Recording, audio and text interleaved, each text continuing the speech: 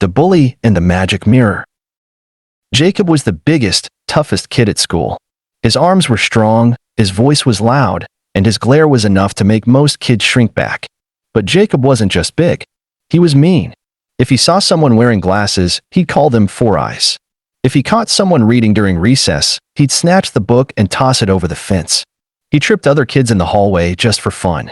One time, he saw Tim struggling to carry a tray of spaghetti in the cafeteria. Instead of helping, Jacob stuck out his foot.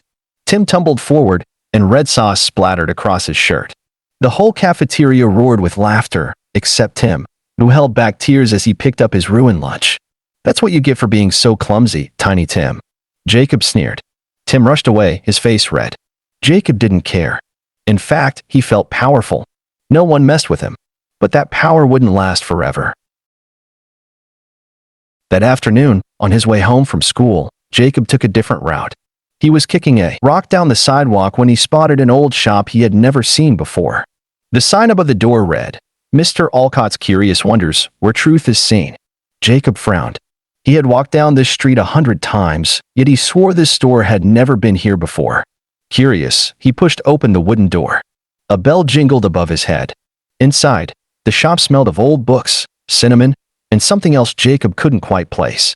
The shelves were packed with dusty trinkets, tiny statues, golden clocks, and shimmering marbles. There were old toys, strange masks, and even a glass case filled with silver pocket watches. But in the center of the room stood a mirror. It was enormous, almost as tall as Jacob, with a golden frame covered in twisting vines and tiny carved faces. The glass shimmered, reflecting the warm light of the shop. "Ah, you have found the truth, mirror," came a voice from behind him.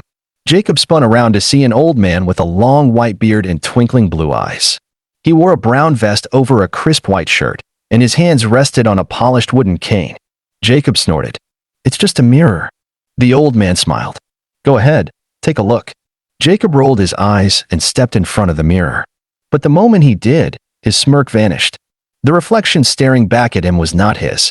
Instead of a tall, strong boy, a hideous creature stood in the glass. Its skin was rough and cracked, like old leather.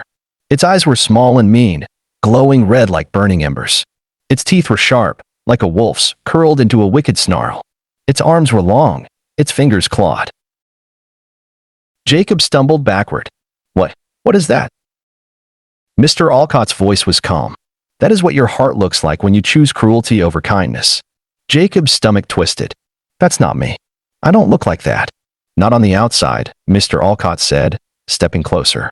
"But when you laugh at others' pain, when you make them feel small, this is what you become." Jacob swallowed hard. The creature in the mirror blinked, tilting its head in the exact way Jacob did when he was about to make fun of someone. His hands trembled.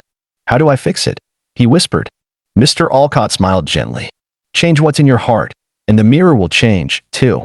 That night, Jacob lay awake in bed. Every time he closed his eyes, he saw the monster in the mirror. He saw Tim's embarrassed face in the cafeteria. He heard Sally sniffling after he called her scaredy cat Sally.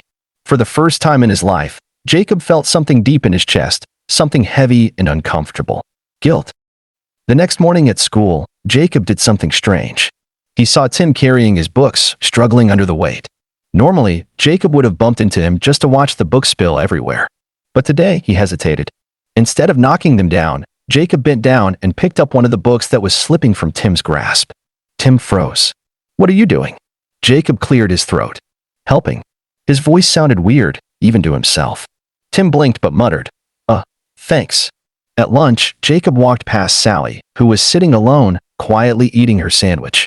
Her thick glasses slid down her nose. Jacob had made fun of those glasses every day.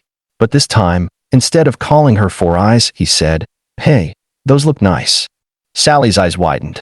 "What?" Jacob shrugged. "I said your glasses look nice."